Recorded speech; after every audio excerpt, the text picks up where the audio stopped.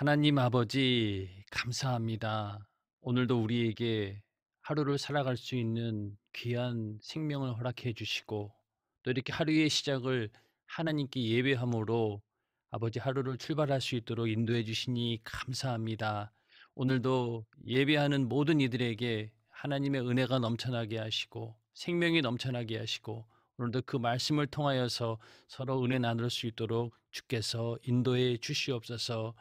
우리 연세중앙교회 성도들을 주님께서 축복하여 주시어서 질병과 저주와 고통, 수많은 문제 가운데서 하나님께서 늘 지켜주시고 또 늘 기도와 성령 충만함으로 세상을 이기는 우리 모든 성도들 될 수 있도록 주께서 인도해 주시옵소서. 특별히 이 코로나 바이러스로부터 우리 성도들을 주님께서 지켜주시고 보존하여 주시어서 어느 누구도 이 질병으로 인하여 고통당하지 않게 하시고, 모두가 정말로 잘 자기 자신을 잘 관리하여서 절대로 이 바이러스에 감염되지 않도록 주께서 인도하여 주시고, 또 하루속히 이 바이러스 사태가 종식되어서 우리 모든 성도들이 함께 예배하는 그날이 속히 올 수 있도록 주께서 인도해 주시옵소서. 예수님의 이름으로 감사하며 기도하옵나이다. 아멘. 예, 오늘 새벽 예배 가운데 하나님의 은혜와 또 평안과 축복이 넘쳐나기를 예수님의 이름으로 축원합니다. 이 시간 함께 은혜 나누실 말씀은 시편 120편 1절부터 7절 말씀입니다. 시편 120편 1절부터 7절 말씀 함께 합독하도록 하겠습니다. 내가 환난 중에 여호와께 부르짖었더니 내게 응답하셨도다. 여호와여, 거짓된 입술과 괴사한 혀에서 내 생명을 건지소서. 너 괴사한 혀여, 무엇으로 내게 주며 무엇으로 내게 더할꼬. 장사의 날카로운 살과 로뎀나무 숯불이로다. 매색에 유하며 계달의 장막 중에 거하는 것이 내게 화로다. 내가 화평을 미워하는 자와 함께 오래 거하였도다. 나는 화평을 원할지라도 내가 말할 때 저희는 싸우려 하는도다. 아멘. 예, 오늘은 시편 120편을 중심으로 화평을 구하는 노래라는 제목으로 하나님 말씀을 가지고 함께 은혜를 나누고자 합니다. 시편 120편부터 134편까지 이 15편의 시편은 우리 성경책에도 보면은 그 맨 앞에 120 이렇게 써 있고 그 옆에 보면은 성전에 올라가는 노래 이렇게 써 있습니다. 그러니까 120편부터 134편까지는 성전에 올라가는 노래를 15편을 기록해 놓은 겁니다. 그래서 그 15편이 성전에 올라간다는 게 뭐냐? 이 이스라엘 백성들이 바벨론의 그 포로 생활을 하다가 이제 그 포로 생활을 마치고 하나님께서 다시 이제 이스라엘로 귀환할 수 있도록 축복해 주십니다. 그때 예루살렘 성전으로 돌아오던 그 이스라엘 백성들이 불렀던 노래, 그것을 모아놓은 것이 바로 시편 120편부터 134편입니다.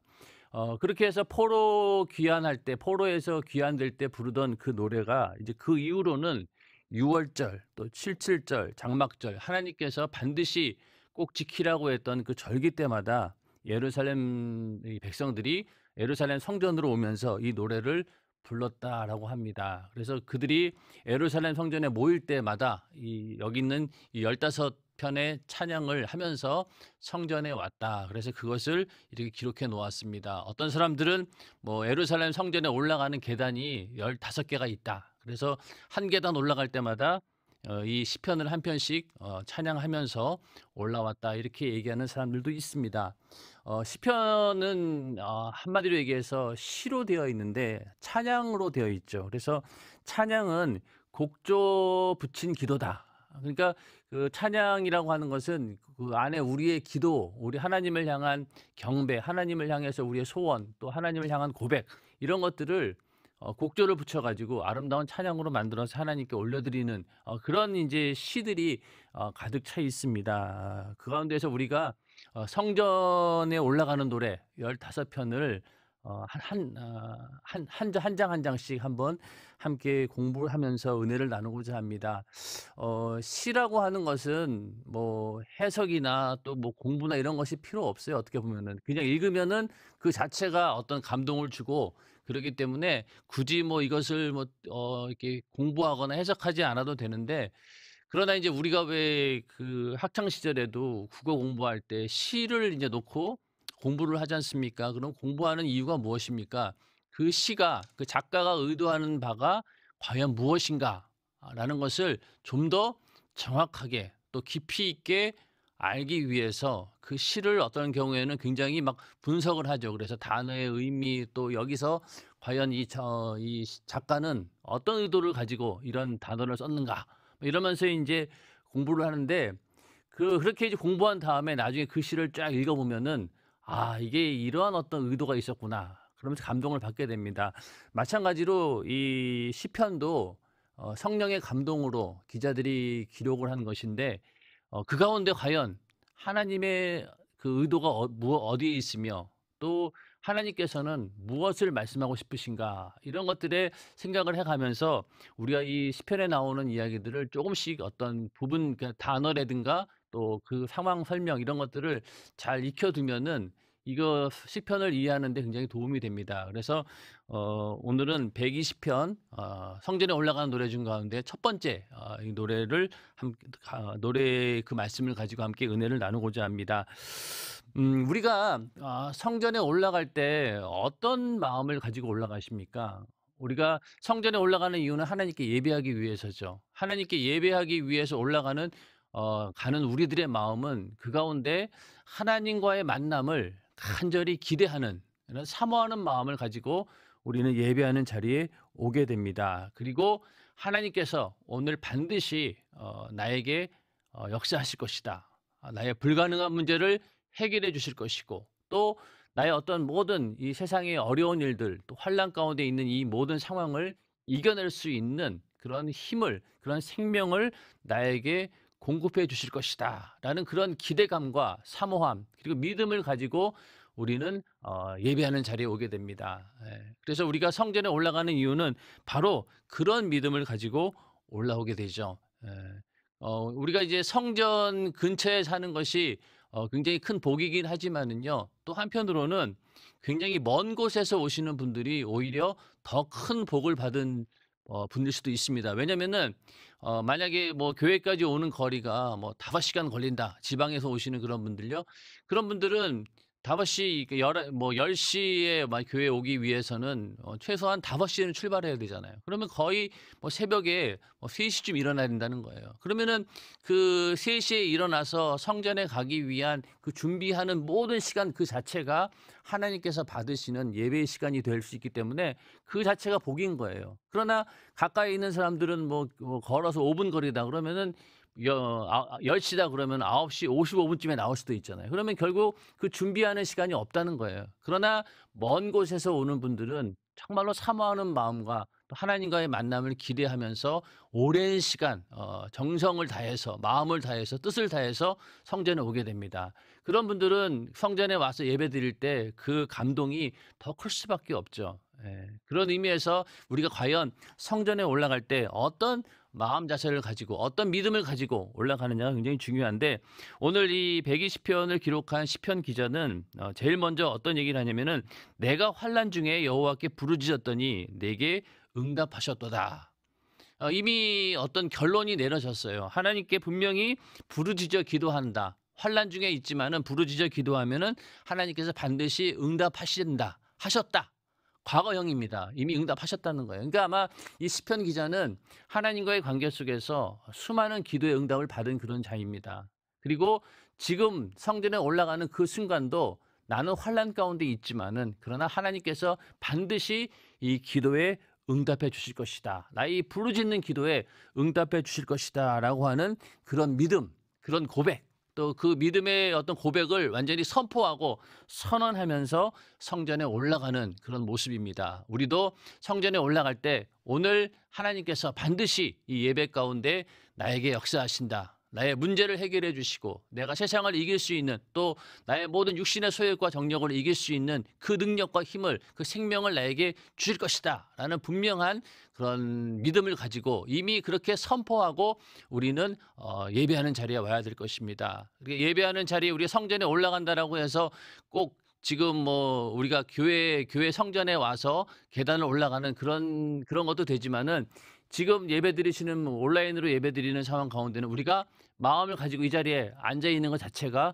성전에 올라오는 것입니다. 그런 믿음을 가지고 오늘도 예배를 통해서 하나님께서 주시는 그 생명으로 승리하는 한 날이 되기를 주님의 이름으로 축원합니다. 그래서 이 환란이라고 하는 것이 도대체 어떤 것이냐? 먼저는 2절에 가서 여호와여 거짓된 입술과 괴사한 혀에서 내 생명을 건지소서 이렇게 얘기하고 있습니다. 한마디로 얘기해서 주위에 수많은 대적들이 있고 그 대적들이 자기를 비방하고 또 악한 모의를 통해서 거짓말을 통해서 나를 괴롭히고 어떻게든 나를 죽이려고 하는 이제 그런 상황입니다. 이 120편을 기록한 시편 기자가 다윗이다 이렇게 얘기할 사람들이 많은데 다윗 같은 경우에는 평생 그런 상황 가운데 살았습니다. 사울이 계속해서 다윗을 시기하면서 그를 죽이려고 했는데 다윗은 그에게 잘못한 게 없어요. 오히려 선의를 베풀려고 했고 또 왕으로서 대우를 잘 해주었는데 이 사울이 자기 어떤 질투심, 시기심으로 인해서 어떻게든 이 다윗을 죽이려고 했습니다. 그러니까 그 끊임없는 그 도망자의 생활을 하면서 항상 이런 상황 가운데 있었다는 것이죠. 마찬가지로 오늘날 우리들도 살면서 이 거짓말이라고 하는 그런 것들이 존재합니다. 이 거짓말은 첫 번째로는 자기 자신을 속이는 거짓말이 있죠. 외식이라든가 위선이라든가 이런 것들은 자기 자신을 먼저 속입니다. 그런 모습을 보고 남들은 또 속아 넘어가는 거죠. 그러기 때문에 먼저는 자기 자신에 대해서 거짓말하는 그런 경우가 있고 또 한 가지 거짓말은 나를 변호하기 위해서 나의 죄를 감추기 위해서 거짓말을 합니다. 어떤 내 죄가 드러날까 봐 두려워서 거짓말로 이렇게 하는 그런 경우들이 많죠. 아이들 같은 경우도 대부분 거짓말하는 이유는 그 아이들이 잘못한 그 죄가 드러날까 봐 부모에게 드러날까 봐 겁나서 거짓말을 하게 됩니다. 그런데 이런 거짓말보다 더 치명적인 거짓말이 무엇이냐면은 남을 해하기 위한 거짓말이죠. 의도적으로 저 사람을 내가 음해하고 비방해 가지고 결국은 내가 뭐 어떤 이득을 얻으려고 하는 그래서 남을 해하기 위한 목적으로 하는 그 거짓말은 여기 오늘 말씀 거짓된 입술과 괴사한 혀 이것이 바로 그런 이제 거짓말인데 이 괴사한이란 말은 남몰래 행동하며 속이는 것을 말합니다. 그래서 거짓된 입술과 괴사한 혀라고 하는 것은 거짓을 말하는 거짓말을 이야기하는 것입니다. 그래서 우리가 그 10계명 가운데 9번째 계명이 무엇입니까? 내 이웃에 대하여 거짓 증거하지 말지니라. 그러니까 거짓말하는 것이 굉장히 무서운 죄라는 거죠. 자기 자신을 속이는 것도 죄고 그리고 내 죄를 감추기 위해서 거짓말하는 것도 죄고 더 나아가서 남에게 해를 끼치는 것은 엄청나게 큰 죄다. 그래서 너희는 절대로 이런 거짓말을 해서는 안 된다라고 아예 계명에 얘기를 하고 있습니다. 그리고 성경의 곳곳에 보면은 이 사람의 입에서 나오는 그 거짓말이 얼마나 큰 위력이 있느냐. 욥기서 5장 15절에 보면은요. 하나님은 곤비한 자를 그들의 입의 칼에서 강한 자의 손에서 면하게 하시나니 입의 칼. 그러니까 마치 남을 비방하고 또 남을 거짓으로 음해하고 이런 모든 것들이 입의 칼이라는 거예요. 말은 하고 있지만은 그 말이 사람들을 찌르고 상처를 주고 결국은 그 영혼을 죽이는 또 그 사람의 어떤 완전히 그 사람을 사회적으로 매장시킬 수도 있는 그런 능력이 있기 때문에 이것을 입의 칼이다라고 얘기를 하고 있고 또 욥기서 5장 21절에 보면은 내가 혀의 채찍을 피하여 숨을 수가 있고 멸망이 올 때에도 두려워 아니할 것이라. 혀의 채찍. 그래서 이 말이라고 하는 것이 사람을 때리는 그런 채찍의 역할도 하고 있다. 그래서 이런 어떤 혀에 대해서 말에 대해서 야고보서는 3장 6절에 뭐라고 얘기하냐면은 혀는 불의의 세계라. 그래서 혀는 우리 지체 중에서 온몸을 더럽히고 생의 받기를 불사르나니 그 사르는 것이 지옥불에서 나느니라. 그러니까 지옥불에 의해서 이 불이 살라진다는 거예요. 그만큼 이 말 한마디를 가지고 어떤 사람을 정말로 죽일 수도 있고 그 사람을 완전히 매장시킬 수도 있고, 근데 그 모든 것들이 어디에서 나오느냐? 이 지옥불에서 나온다는 거죠. 그래서 그게 그 얘기 결국 뭐냐? 이 거짓말하는 것은 정말로 지옥의 형벌에 마땅하다라는 그런 뜻입니다. 그래서 이 그 3절 4절에 보면은 그렇게 거짓된 입술과 괴사한 혀를 놀리면서 다른 사람의 생명을 위협하는 자들이 어떤 심판을 받게 되냐면은 너 괴사한 혀여 무엇으로 내게 주며 무엇으로 내게 더할꼬 장사의 날카로운 살과 로뎀나무 숯불이로다, 이렇게 얘기하고 있는데, 장사의 날카로운 살이라고 하는 것은 용사 군인이 이제 활을 쏘는 그것을 말하는 겁니다. 그러니까 그 장사의 날카로운 살, 그러니까 화살로 그 혀를 막 뚫어버린다라는 그런 심판을 말하는 것이죠. 왜냐하면은 자신이 그 말로 수많은 사람들을 마치 화살을 쏘는 것처럼 죽였기 때문에 똑같이 그거보다도 더 큰 심판을 받게 된다는 겁니다. 그것이 장사의 날카로운 살이 혀를 꿰뚫는 그런 심판을 받게 될 것이다. 그렇게 얘기하고 있는데, 뭐 성경에 있는 얘기는 아니지만은 사후세계에 그 10대 지옥이라는 게 있는데 그 가운데 발설 지옥이라는 게 있습니다. 그러니까 혀를 잘못 놀린 사람들, 거짓말한 사람들이 받는 지옥의 형벌인데, 지옥 어떤 형벌을 받게 되냐면은 그 죄인의 혀를 완전히 쭉 뽑아가지고 몽둥이로 빻아가지고 길고 넓게 만든다는 거죠. 그러니까 혀를 쫙 빼가지고 몽둥이로 막 때려가지고 이렇게 넓게 만들고 길게 만든다는 거예요. 그리고 그 다음에 그 넓게 만든 그 혀를 계속해서 칼로 찌르는 형벌을 당하는 것이 바로 발설지옥이라고 합니다. 그만큼 이 거짓말하는 죄, 혀로 말로 인해서 사람들에게 상처를 주고 또 그 말로 인해서 그 영혼을 죽이는 일이 얼마나 큰 죄인지, 이렇게 이방신을 섬기는 사람들도 그런 지옥을 얘기하고 있습니다. 그만큼 이 결국 거짓말을 하는 것이 심판은 결국 어디로 가느냐? 지옥의 형벌을 피할 길이 없다라는 것입니다. 그래서 이 장사의 날카로운 살처럼 마치 그 하나님께서 그 혀를 막 꿰뚫어 가지고 완전히 혀를 그 무너뜨리고 혀를 완전히 뽑아버리는 뭐 그런 정도의 심판을 받는다라는 얘기고, 이 로뎀나무 숯불이로다, 이 얘기는 뭐냐면은 이 로뎀나무라고 하는 것은 이 사막에 이렇게 재배되고 있는 그런 관목인데 잎이 거의 없고 잔가지가 굉장히 많은 나무입니다. 근데 이 나무가 불을 오래 견디는 거예요. 그러니까 이 나무는 한번 태우면은 불이 오랫동안 가는 거죠. 그러니까 어떤 나무도 보면은 왜 우리가 숯으로 쓰는 그 나무를 보면은 이렇게 불을 붙여놓고 오랫동안 그 열기를 그 뜨거움을 간직하는 그런 나무들이 있지 않습니까? 그런 것처럼 이 로뎀나무는 그 팔레스타인 지역에서 나는 나무 중에서 그나마 연료로 쓸 수 있는 나무인 거예요. 그래서 불을 왜 오래 간직하기 때문에. 그래서 그걸 가지고 불을 때우면은 마치 그 숯을 만드는 것처럼 오랫동안 이 불을 이용할 수 있다는 겁니다. 그래서 이건 결국 뭐냐면은 하나님의 지속적인 형벌.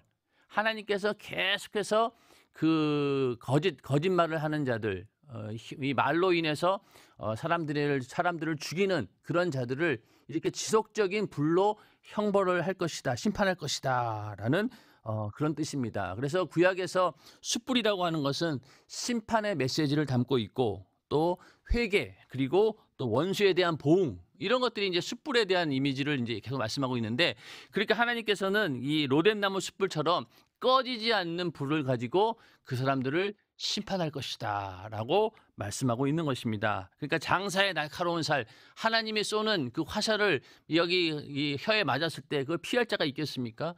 그냥 피할 수 없다는 거예요. 그리고 그 심판이라고 하는 것이 뜨거운 불이 영원히 식지 않는 그런 지옥의 형벌을 말하는 것입니다. 왜냐하면은 이 거짓말하는 그 근원이 어디입니까? 바로 마귀 역사죠. 그래서 요한복음 8장 44절에 너희는 너희 아비 마귀에서 났으니 너희 아비의 욕심을 너희도 행하고자 하느니라. 저는 처음부터 살인한 자요 진리가 그 속에 없으므로 진리에 서지 못하고 거짓을 말할 때마다 제 것으로 말하나니 이는 저가 거짓말쟁이요 거짓의 아비가 되었음이니라. 그러니까 이 거짓의 근원이 바로 누구냐? 바로 마귀 역사입니다. 에덴 동산에서 아담과 하와를 속였을 때 했던 게 뭐예요? 거짓말로 속였잖아요. "너희가 이 선악과를 먹으면은 하나님처럼 될 수 있다." 이 자체가 거짓말이에요. 하나님처럼 되기는 뭐 하나님처럼 됩니까? 결국은 결국 마귀처럼 돼 가지고 마귀와 함께 지옥에 갈 수밖에 없는 그런 존재가 되지 않았습니까? 그러니까 이 악한 마귀 역사는 처음부터 인간을 거짓말로 속이는 그런 존재인데, 그 죄가 고스란히 우리 인간에게 전가되어서 이렇게 거짓말을 우리가 하게 된다는 거죠. 결국은 이 거짓말하는 자들이 갈 곳이 어디냐? 바로 지옥입니다. 요한계시록 21장 8절에 보면은 그러나 두려워하는 자들과 믿지 아니하는 자들과 흉악한 자들과 살인자들과 행음자들과 술객들과 우상 숭배자들과 모든 거짓말하는 자들은 불과 유황으로 타는 못에 참여하리니 이것이 둘째 사망이라. 지옥의 형벌을 피할 길이 없다는 겁니다. 이 거짓말하는 자들이 여기 들어가 있는 거예요. 그래서 믿지 않은 자들도 있고 흉악한 자, 살인자, 행음자, 술객, 우상 숭배자들과 함께 모든 거짓말하는 자들이 거기에 포함된다는 겁니다. 그만큼 이 거짓말한다라고 하는 것은 굉장히 두려운 죄고, 이 죄는 정말로 우리가 그 근성을 아예 뿌리째 뽑아버려야 되는 거죠. 그래서 정직한 것이 하나님 앞에도 그렇고 사람 앞에도 정직한 것이 큰 복입니다. 그래서 이렇게 의도적으로 거짓말을, 그러니까 의도적이라기보다는 습관적으로 잘하는 그런 사람들이 있어요. 그러니까 그거 왜냐하면 그게 위기를 어떻게든 모면해 보려다 보니까 그걸 모면하기 위해서 방편으로 거짓말을 쓰는 겁니다. 그 도가 넘어서게 되면은 결국은 다른 사람을 음해하고 비방하면서 이 거짓말을 퍼뜨리게 된다는 거죠. 그렇기 때문에 우리는 절대로 이 거짓말을 입에 담아서도 안 되고, 어떠한 상황 가운데 있다 할지라도 우리는 정직하게 하나님 앞에 서야 됩니다. 그래서 회개라고 하는 것은요, 거짓말을 할 수 없기 때문에 회개하는 겁니다. 우리가 죄를 지었어요. 그러면 그 죄를 어떻게 할 거예요? 이거 뭐 감춘다고 됩니까? 거짓으로 속인다고 해서 덮어집니까? 아니잖아요. 그렇기 때문에 우리는 그냥 그 거짓말을 할 수 없기 때문에 우리는 그 죄를 예수의 피의 공로 앞에 내어놓고 회개하는 겁니다. 그 방법밖에 없다는 거예요. 그런데 만약에 거짓말을 한다라고 하는 것은 회개하지 않고 다른 방법으로 어떻게든 피해 보려고 하는 그런 인간적인 수단인데, 결국 그것이 하나님 보시기에 죄악이고 그 결과는 지옥의 심판이다. 그래서 오늘 읽으신 본문 가운데 장사의 날카로운 살, 그리고 로뎀나무 숯불처럼 하나님의 그 극렬한 심판이 있을 것이다. 그렇게 얘기를 하고 있습니다. 그 다음에 5절 6절에 보면은요, 매색에 유하며 계달의 장막 중에 거하는 것이 내게 화로다. 내가 화평을 미워하는 자와 함께 오래 거하였도다. 여기서 이제 매색은 누구냐면은 노아의 아들인 야벳의 후손을 말합니다. 그러니까 매색은 노아의 그 셋째 아들 야벳의 후손들을 말하는 거고, 이 게달은 이스마엘의 둘째 아들의 후손을 말합니다. 그러니까 이 노아의 아들 야벳이라든가 이스마엘의 이 아들, 이 후손들은 하나님의 어떤 그 보호를 떠나서 이방인이 돼버린 그런 사람들입니다. 그래서 메섹과 게달은 그 이방인의 세계를 말하죠. 그리고 이 메섹과 게달은 항상 이스라엘 그 주변에 있으면서 이스라엘에 끊임없이 전쟁을 걸어오고 또 분란을 일으키고 또 괴롭게 만드는 그런 존재가 바로 이 메섹과 게달과 같은 그런 존재들인데, 메섹은 이제 어떤 사람들이냐, 물질적인 축복을 그것만을 추구하는 그런 자들. 그리고 게달은 어떤 자들이냐면 육신의 힘을 자랑하면서 전쟁을 좋아하는 호전적인 그런 사람들을 얘기합니다. 이 당시 때도 그렇지만 오늘날도 이제 우리 주변을 보면은요, 항상 이게 우리도 이제 믿지 않는 그런 세상 사람들하고 같이 이제 뭐 직장 생활을 하고 또 사회 생활을 하고 그러는데, 그들과 이렇게 만나서 대화를 하다 보면은요, 어떤 사람은 모든 것이 이 돈에 초점이 맞춰져 있습니다.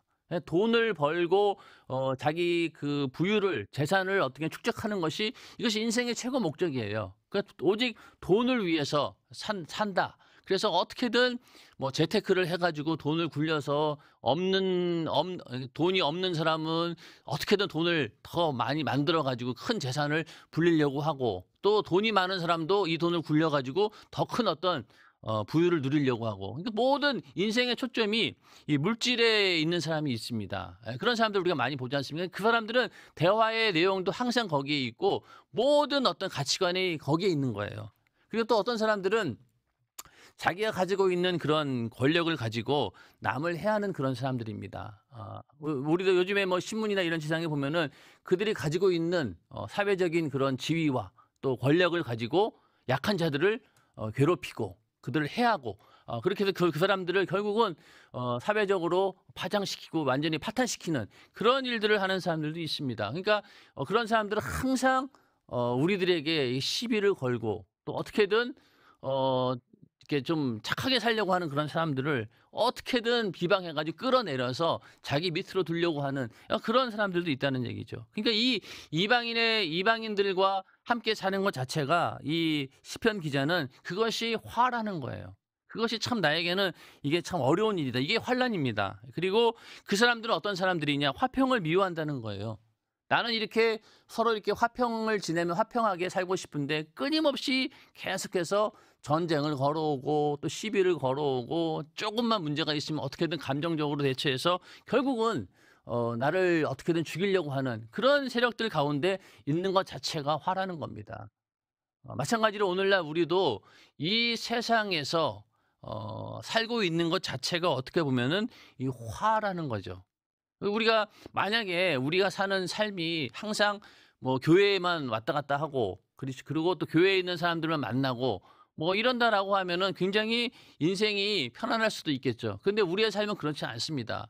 우리는 항상 이 현실이라고 하는 또 그 사회 가운데 살아야 되기 때문에 어쩔 수 없이 이방인들을 만날 수밖에 없고 예수 믿지 않는 사람들을 만나게 됩니다. 그 가운데는 정말로 우리를 힘들게 하고 괴롭게 하는 그런 사람들이 많죠. 우리가 복음을 전한다는 그 이유 때문에 오히려 더 핍박을 당하고 더 따돌림을 당하고 수모를 당하고 그런 일들이 얼마나 많습니까? 끊임없이 그들은 우리들 세계로 들어와라. 너는 지금 뭐 별개의 세계 속에 살고 있는 것처럼 하지만 그러지 말고 우리의 세계로 들어와라. 이렇게 끊임없이 우리를 매색과 또 계달에 계속 머물도록 또 다시 그 안으로 들어오라고 유혹하는 것이 바로 세상입니다. 그러나 우리가 그 가운데 있지 않고 마치 하나님께서 아브라함을 불러내어서 자기가 살고 있는 본토 친척 아비 집을 떠나라고 한 것처럼 우리도 이 세상에서 나와서 구별된 삶을 살 수 있도록 인도하신 것이 우리에게는 큰 축복입니다. 인정하시면 아멘 하시기 바랍니다. 그러니까 우리는 그 메섹과 게달과 같은 그런 이방인들과 함께 살고 있지만은 그 가운데서 우리는 구별된 자들이라는 거죠. 하나님께서 우리를 구별되게 부르신 거예요. 그러니까 그것이 우리에게는 복인 겁니다. 그러나 어쩔 수 없이 육신을 살고 있는 동안 우리는 그들과 함께 살 수밖에 없다는 것. 그러면은 과연 그들 가운데서 어떤 삶을 살아야 되느냐?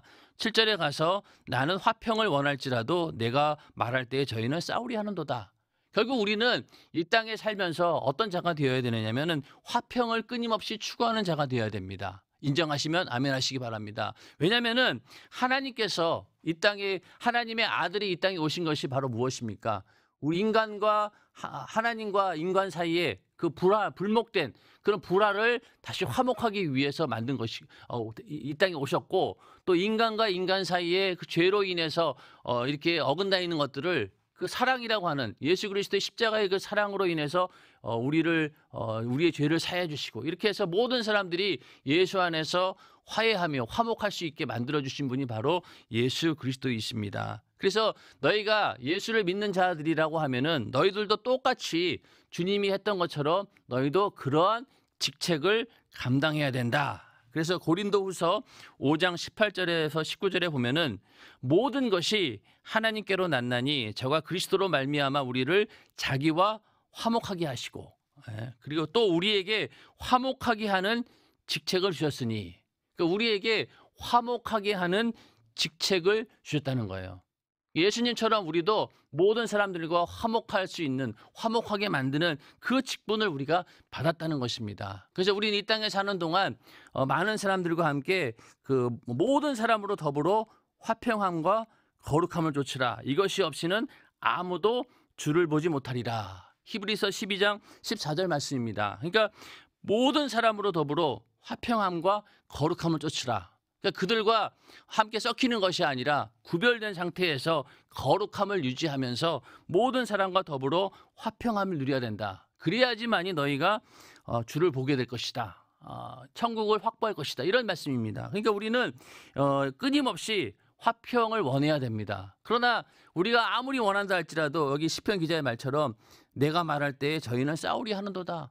오히려 우리가 복음을 전하고 예수 믿으세요라고 얘기하면은 우리가 돌아오는 것은 어떤 경우에는 막 욕설이 돌아오기도 하고, 그렇죠? 그리고 뭐 말도 안 되는 그런 얘기라고 하면서 우리를 막 비난하고 막 우리를 죽일 듯이 달려드는 그런 모습들을 볼 때, 우리는 분명히 정말로 복음을 전해서 그 영혼이 살기를 바라는 그런 마음으로 전했지만은 그들은 그것을 인정하지 않기 때문에 우리랑 싸우려고 합니다. 그런다 할지라도 우리는 모든 사람으로 더불어 화평함과 거룩함을 쫓으라는 겁니다.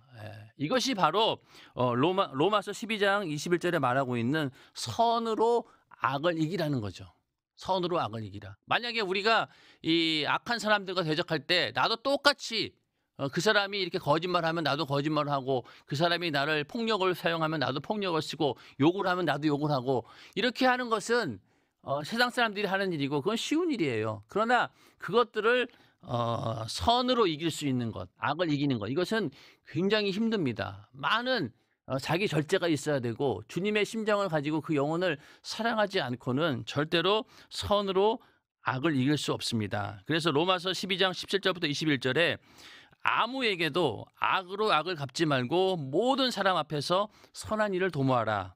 할 수 있거든 너희로서는 모든 사람으로 더불어 평화하라. 이게 신약의 말씀입니다. 그러니까 모든 사람들과 평화하라는 겁니다. 그리고 내 사랑하는 자들아 너희가 친히 원수를 갚지 말고 진노하심에 맡기라. 하나님께 맡기라는 거죠. 기록되었으되 원수 갚는 것이 내게 있으니 내가 갚으리라고 주께서 말씀하시니라. 내 원수가 줄이거든 먹이고 목마르거든 마시우라. 그리함으로 네가 숯불을 그 머리에 쌓아놓으리라. 악에게 지지 말고 선으로 악을 이기라. 이렇게 말씀하고 있습니다. 결국 우리는 이 시편 기자의 고백처럼 우리에게 임한 환난이라고 하는 것은요, 어떤 거냐? 끊임없이 우리 주변에 있는 많은 사람들이 나를 말로 시험 들게 하고 또 우리 말로 거짓된 말로 우리를 괴롭히고 또 매색과 계달이라고 하는 그 세상의 어떤 그 모든 그런 것들이 나를 끊임없이 유혹하면서 그 가운데 속하라고 우리를 유혹하며 어떻게든 우리를 끌고 갑니다. 그런 것들을 통해 그런 것들이 다 우리에게 닥치는 환난이라는 거죠. 그래서 그런 어떤 환난을 이길 수 있는 방법이 무엇이냐? 바로 환난 중에 여호와께 부르짖었더니 내게 응답하셨도다. 결국은 하나님께 기도함으로 하나님의 능력을 가지고 이길 수밖에 없다는 것. 그래서 이 하나님 말씀대로 뜻대로 이 세상을 살아간다라고 하는 것이 절대로 쉬운 일이 아닙니다. 왜? 끊임없이 이런 환난이 닥치기 때문에. 그래서 그런 모든 것들을 이길 수 있는 것, 그것이 바로 어디에서 오느냐? 바로 하나님께서 주시는 그 능력으로, 하나님이 주신 능력으로만 가능하다는 겁니다. 우리가 이 세상에 이런 환난들을 아유 난 너무 힘들어 피해야지 이런 정도로 끝나는 것이 아니라 우리는 한 차원 더 나가서 이런 우리의 어떤 삶의 환경을 하나님의 나라로 확장시키는 그 일을 하는 것까지가 우리의 임무입니다. 그냥 피한다고 해서 될 일은 아니란 얘기죠. 세상에 이 모든 어려운 일들을 그냥 막연히 피한다고 될 일입니까? 그게 아니라 하나님께서 원하시는 것은 그 가운데서 너희가 화평을 끊임없이 추구하라고 했잖아요. 그렇죠? 그런 것처럼 그 가운데서 우리가 정말로 선으로 악을 이기고 또 화평함과 거룩함을 쫓아가지고 많은 사람들을 화목하게 만드는 그 일을 해서 하나님의 나라를 이 땅에 계속해서 확장시켜 가는 것이 우리들의 임무라고 하는 것입니다. 그러니까 우리는 그냥 하나님 너무 힘들어요. 세상 사람들과 만나서 이렇게 막 이렇게 싸우고 뭐 이런 것들이 나를 죽이려고 하는 이런 것들이 너무나 힘들어요. 나는 더 피하고 싶어요. 이런 차원이 아니라 오히려 우리는 선으로 악을 이겨서 모든 사람들을 화목하게 만드는 그 일을 감당하는 것이 우리의 몫이라는 겁니다. 그래서 우리가 힘들고 어렵고 또 도저히 가망도 없어 보이고 도대체 내가 이런 사람들하고 있는 것이 과연 무슨 의미가 있나 하겠지만은 그러나 끊임없이 내 원수가 줄이거든 먹이고 목마르거든 마시우라. 이렇게 끊임없이 호의를 베풀고 또 우리가 그들에게 복음을 전할 때 언젠가 그들은 회개하고 돌아오는 날이 있다라고 하는 것입니다. 그래서 그런 어떤 소망을 절대로 버리지 마시고 우리가 항상 성전에 올라올 때마다 오늘 읽으신 이 본문처럼 이 환난 가운데 나를 구해 주실 분은 바로 하나님이시다. 그리고 이 모든 환난에서 이길 수 있는 그 능력을 주시는 분도 하나님이시고 문제를 해결해 주시는 분도 바로 하나님이시다라는 그 믿음을 가지고 항상 예배할 때마다 그 믿음을 가지고 승리하는 우리 모두가 되기를 주님의 이름으로 축원합니다. 결국 이 성전에 올라가는 것의 최종 목적지는 어디입니까? 바로 천국, 하늘나라에 올라가는 것이죠. 그래서 우리가 정말로 천국까지 가는 그 길이, 그 여정이 엄청나게 힘든 일이에요. 끝까지 내가 구원을 지키고 믿음을 가지고 끝까지 이 선한 싸움을 마치고 하나님의 그 영광의 그 하늘나라에 가는 것 자체가 굉장히 어려운 그런 과정이지만은, 그러나 그 가운데 하나님께서 함께 하신다라고 하면은 우리가 하나님께 부르짖어 기도할 수 있는 그 우리에게 믿음만 있다라고 하면은 언제든지 이 모든 상황들을 이겨낼 수 있고, 오히려 정말로 더 선한 의도로 만들어내는 하나님의 나라를 확장시킬 수 있다라는 그런 믿음을 가지고 오늘 하루도 승리하는 우리 모두가 되기를 주님의 이름으로 축원합니다. 이 시간 기도하겠습니다. 기도하실 때 아프신 분들은 아픈 곳에 손을 얹으시고, 또 문제가 있는 분들은 가슴에 손을 얹고 기도하겠습니다. 예수의 이름이 반드시 역사하실 것입니다. 기도하겠습니다. 살아계신 아버지 하나님, 우리에게 예수의 이름을 주시고 그 이름 가지고 질병을 고치고 또 악한 귀신을 몰아내고 또 모든 문제를 해결하라 주님 말씀하셨사오니, 오늘도 그 약속의 말씀 의지하여서 간절히 기도할 때 질병은 떠나가게 하시고 악한 영의 역사도 물러나게 하시고 모든 저주와 고통의 문제들이 예수 안에서 깨끗이 해결되어지는 역사가 있게 해 주시옵소서. 예수의 이름으로 명하노니 이 저주받은 악한 귀신의 역사야 질병과 저주와 고통의 문제들 가지고 우리 모든 성도들에게서 싹 다 떠나갈지어다, 떠나갈지어다, 떠나갈지어다, 떠나갈지어다, 떠나갈지어다, 떠나갈지어다, 떠나갈지어다, 떠나갈지어다, 떠나갈지어다, 떠나갈지어다, 떠나갈지어다, 떠나갈지어다, 떠나갈지어다, 떠나갈지어다, 떠나갈지어다, 떠나갈지어다, 떠나갈지어다, 떠나갈지어다.